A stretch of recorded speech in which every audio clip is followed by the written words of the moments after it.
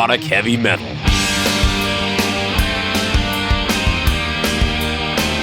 Playing it heavier.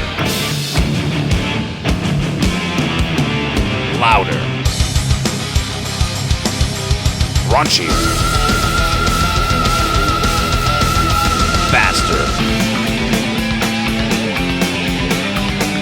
This is the Signals of Intuition.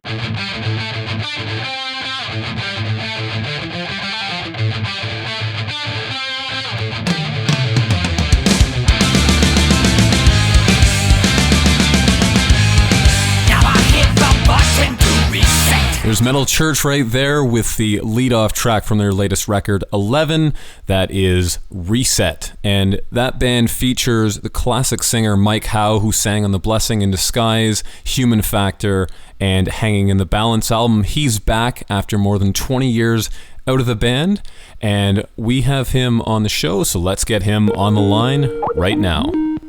Hey Mike, it's Brandon from the Signals of Intuition. How you doing? Hey Brandon, I'm good. How are you? Not too bad at all. So if you don't mind, I'd like to sort of start at the beginning of you as a musician and then work our way up to the new record. So first things first, where did you grow up and how did you get into music? Oh, well, I grew up in the suburb of Detroit, Michigan, and... Oh, you're a Detroit guy. Yeah, I am. So tell me about growing up in Detroit then. How did that sort of shape you getting into music? I don't know if it was per se growing up in Detroit that did it. It's just, at the time, heavy metal was a music that I loved when I was young. And so bands like Judas Priest, I was a huge fan of Judas Priest and many other metal bands at that time. But Rob Halford was a huge inspiration of mine to sing. And I was in a cover band in Detroit. And we played mostly just Judas Priest and AC/DC songs. So Bon Scott was also an inspiration to me. So I kind of wanted to meld those two styles of the metal god singing and the attitude god. To me, it was Bon Scott. His attitude was amazing. So that's pretty much what got me going in metal, was those two guys. And guys around the corner from me who had a band. And I tried out and joined them and just started playing. So did you have any formal training before? Did you just have some friends who played in a band and went, oh, I guess I'll try doing that? Yeah, no, I think the friends in the band were the thing. I went around the corner and they were older. They were actually my brother's friends, and I was younger than them by 4 or 5 years. And I would go over and listen to them in their basement practicing, and they'd let me sit in just to listen because I wanted to be in a band. And then one day, I said, hey, can I try that song? And they said, come on up. And, of course, they were skeptical, but I sang the song for them, and the next day they said, hey, how about being our singer? Because their singer was the guitar player as well. So I then became the lead singer of a 5-piece group that was a 4-piece group. Now, do you play any other instruments besides singing? To be Eddie Van Halen when I was 12, but I focused more on singing later on when I joined that band. And so, it helped me with my ear and tuning my ear and helping hear musical notes better, fine-tuning your ear to a guitar. And so that helped me in that way, I think. But no, I can pluck a guitar, I can play chords, but I would not say I am a guitar player. Oh, fair enough. Now, the first record that I really know of you being a part of was Heretic. How did you come to join that band? So this band that I was playing with in Detroit, we decided that if we're going to get serious, we needed to move from Detroit and go to Los Angeles and try to be successful there. So that's what we did. We uprooted ourselves and drove across the country in a van and a car, and we landed in Hollywood and just started playing the bar scene there. And so with that band, I kicked around Los Angeles for about a year and a half with those guys, and it was kind of falling apart and things were not going in the direction we'd wanted them to. And it was tough because we were a very heavy metal band. And at that time, bands were like Poison and Warrant and Rat and all those bands were hugely popular in the LA scene. So we were kind of like redheaded stepchildren there. And so it was kind of interesting. So that fell apart, and there were only a few other heavy metal bands around, and Heretic was one of them. And it just so happened that they needed a singer at the time that I was leaving the band I was with. And so they offered me the job, and I joined up, and they had a record contract already with Metal Blade Records, and so and they had songs already written. So we went into the studio not long after me joining the band, and that's when I met Kurt Vanderhoof, because Heretic had a mutual friend that was a tour manager for Metal Church in the early days of Metal Church, and he was helping Kurt Vanderhoof expand his musical horizons into producing and things like that. So Kurt came down and produced Heretic's album for Metal Blade Records, and that was the first time he and I worked together and collaborated in the studio on vocals, and we really hit it off well. We had a great chemistry right then, and we knew it, and so he asked me if I was interested in trying out for Metal Church because they were looking for a singer. And so how does that whole thing happen where basically, David Wayne takes most of Heretic and becomes his band, and then you join Metal Church? How did that...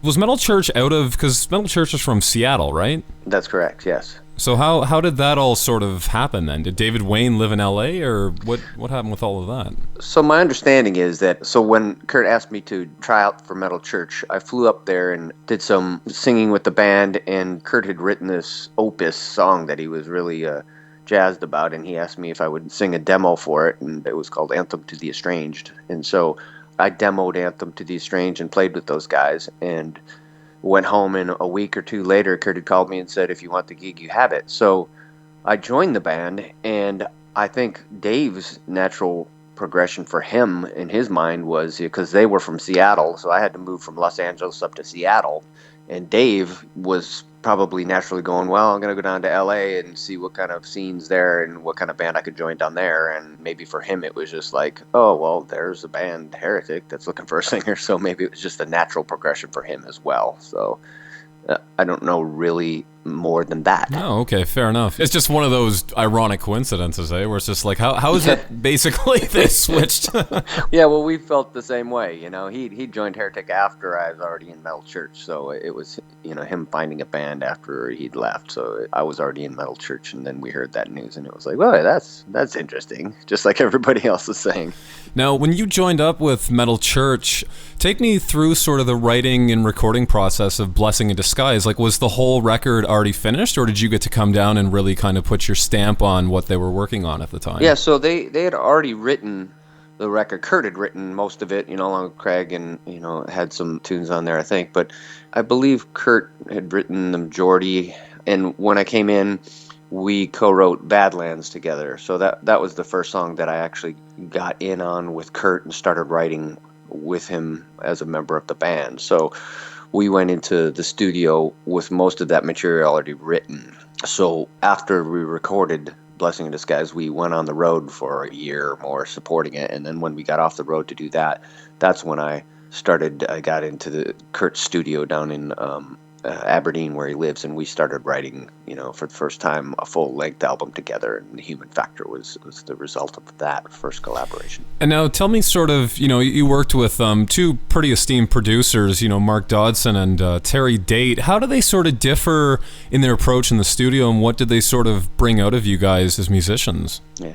Well, Terry Date's style was, he started out as an engineer, so he is more of a hands off the writing side of it and just trying to get a performance and get the best sounds he can in the studio. So that was Terry's approach. Is like, the songs are written and we're just going to record them, and I'm going to try to get you guys to perform your best. And yeah, he was great. I really like Terry Date. He's a great guy. And then Mark Dodson was definitely more, hands-on, getting into it and trying to, rearrange some songs and try to make them better. And then yeah, he was a more hands-on kind of producer and a little more slick in his sound, So those are the main differences in those two guys. And you got to tour with, I guess just sort of talking about touring, once you joined Metal Church, obviously you got to be a part of some pretty major tours.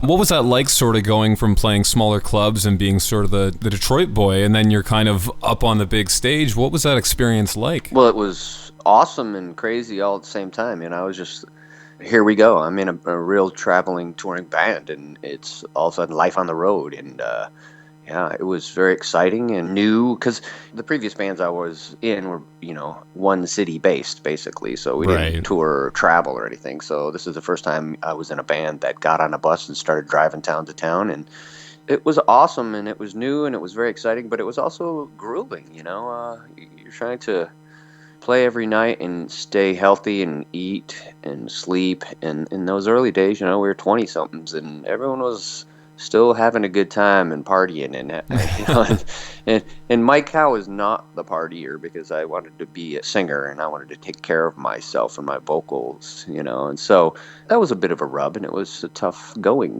being the only one on the bus that's not partying, and amongst guys reveling, and of course that's okay. That's what you're supposed to do when you're young. And, you guys got to tour with, a lot of great bands, Metallica, Motorhead, Priest. Any stories that come to mind touring with these bands, or any others? Yeah, well, a story about Priest is a very special one to me.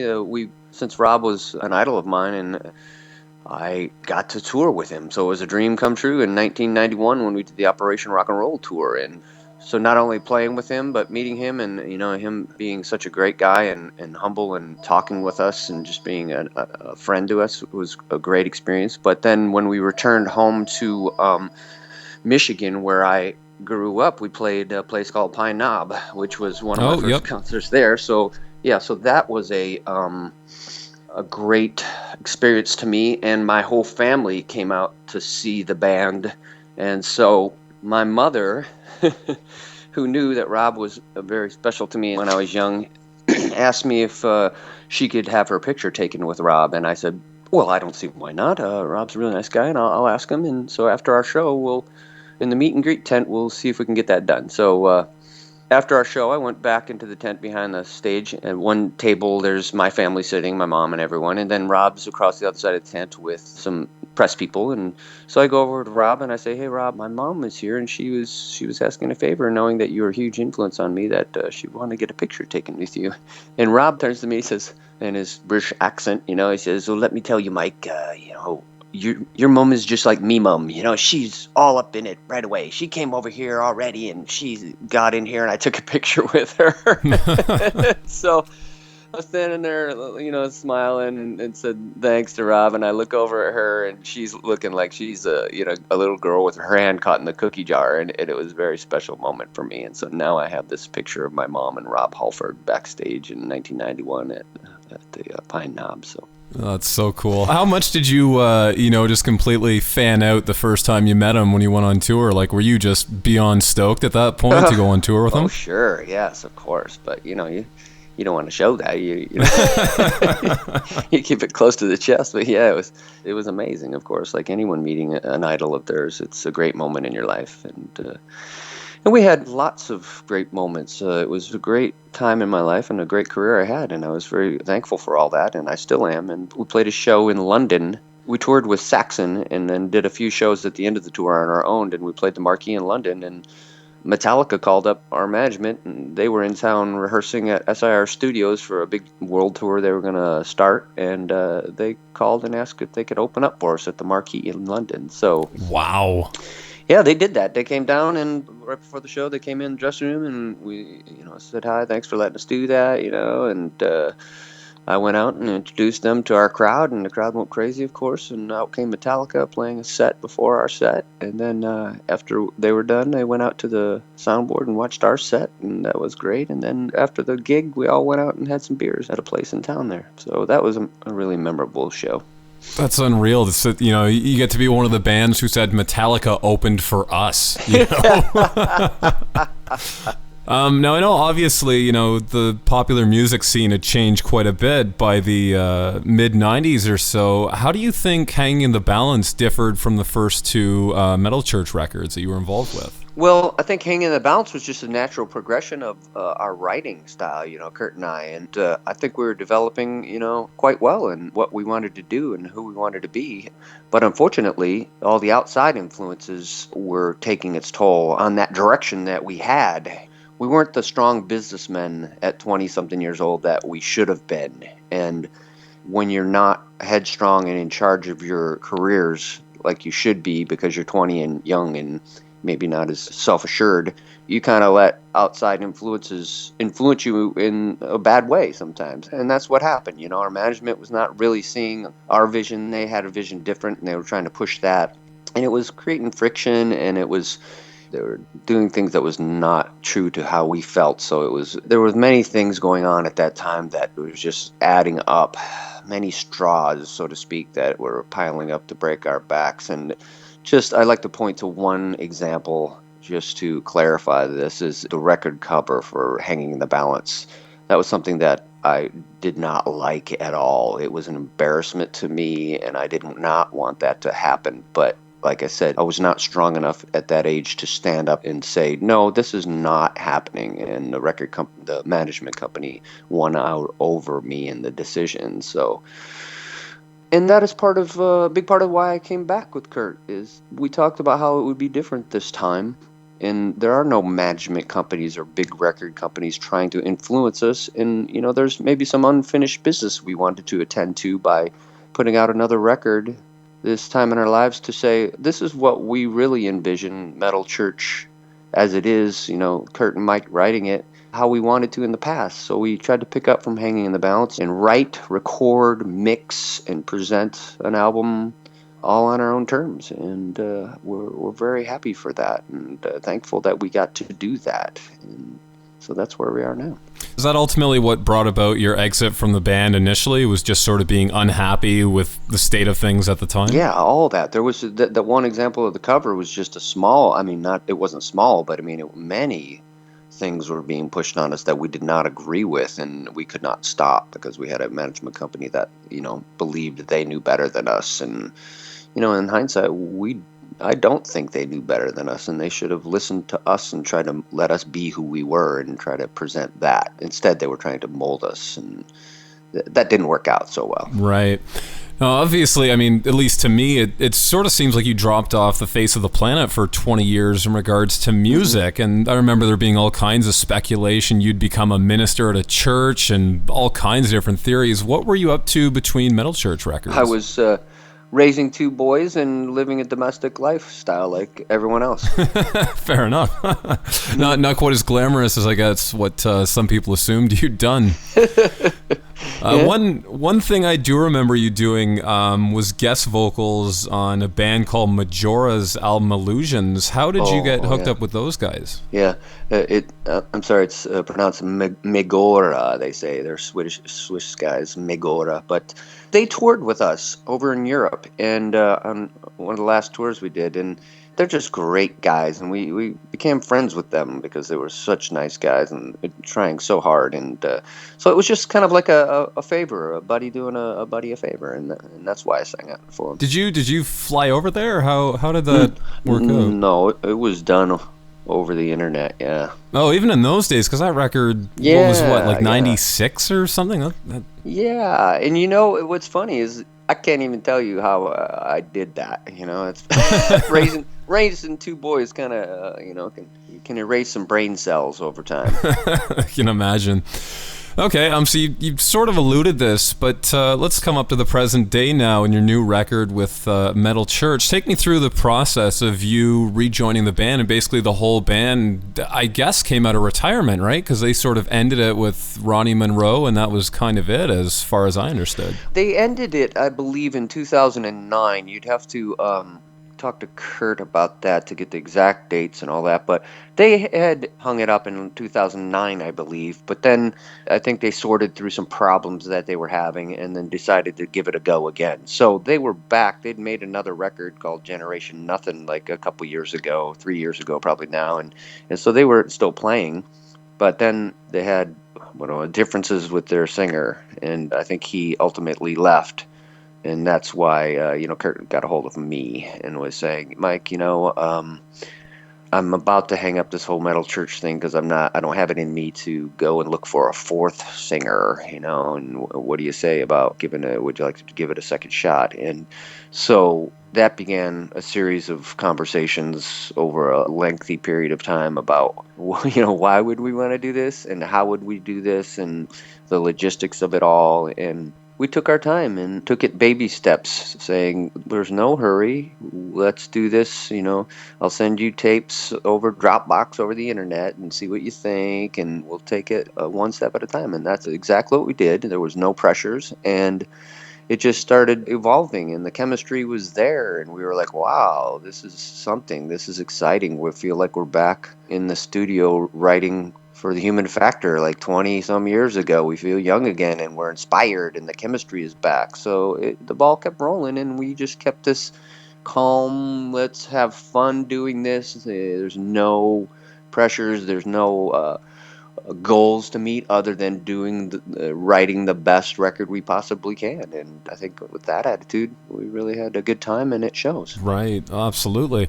From what I understand in the recording process, you guys went back to the same studio that you did. Was it Blessing in Disguise? No, we recorded this album in Kurt's studio at his house in Aberdeen, Washington. So, no, Blessing was recorded in Pennsylvania. Oh, I see. At a high tech, very expensive studio back there. Where you get buried in debt to a record company that's giving you $250,000 to record, and So that's the difficulty of the old days, is incurring such debt to a huge corporation, and then trying to pay that back, drop it in a bucket at a time. And you guys just completed your first leg of the tour for this record. What's it like playing together after so many years? And did Kurt tour with you guys back in the day? I don't think he did, right? Yeah. So these are 2 points I forgot to get to in your last question. Is that so? The band that they were playing with has been the same band for the last 6 or 8 years. So they've been a band with Jeff Plate on drums, Rick Manzana guitar, and Steve Unger on bass, and Kurt playing guitar. So that band has been the band that has been intact for quite a few years. So I'm the new guy, right? And it's great. I mean, I like being the new guy in a new entity of Metal Church. It's exciting, and I loved being in the band with Duke and Kirk and Craig and John, but I look forward to new things. I'm not a hugely nostalgic person. I look back and I see the things we did, and I'm very grateful, and I'm very proud of what we did, and I have great memories, but I want to do something new. And that was a big part of me coming back, was we have to write a new record that is viable in today's world, or it's not worth it. So once we felt that we'd accomplished that, then the next step was, all right, let's get together with the band and see if we can play this and take it to the fans and get that reward of playing right with them and them rejoicing with us, so to speak. So that first leg out was great. I mean, people have just been so warm and open and gracious, saying, Mike, you're back. Thank you for coming back. And I'm like, no, thank you for coming out and seeing us. It's a great thing. And we're just really riding high on this outpouring of love from the fans, and it couldn't be any better. And sort of speaking, we kind of talked about, partying and all the things that go on the road. What do you do these days to keep yourself in shape as a singer? Obviously the demands are completely different from being a guitar player and having to keep your voice in shape every day. Well, I do what I did in the past, but even more consciously. I don't drink at all when I'm on tour, and I eat and get proper sleep in, and it's much easier to do nowadays because we're not a party band. We're older guys that are more mature, hopefully, and and we're just having a great time. We're smarter about it, so we can actually enjoy what we're doing a little more because we're more cognizant of what it all means and living now in the moment each day. So it's an amazing thing right now that we're all having a great time playing on stage, and it shows, and people respond. So I say, how lucky am I and are we to be back at it at this stage of our lives? We are just very grateful for that. Absolutely. And now what's in store next for you and the band? We have a summer packed full of touring. We're going to tour over in Europe quite a few times because there's big festivals over there, and we're going to do a West Coast stint here in June, and we're looking to fill up dates in the fall back in the States as well. And do you think we'll hear another record from you guys? I know obviously the last one just dropped, but do you think you'll keep this train of inspiration going? I sure hope so. I mean, as long as the gods of metal and the planets are aligned and all those things keep bringing good luck to Metal Church, I say yes to that. Well, that's fantastic. Well, I got to tell you, I love the last one. I would certainly love to hear something else come out of you guys in this current incarnation. With that said, Mike, I want to thank you so much for taking the time out to do this. Right. And other than that, thanks so much. Thanks for the time. No, thank you. Thank you, Brandon. I very much appreciate it. No worries. Have a good one. You too. Bye-bye. Bye-bye. It's not the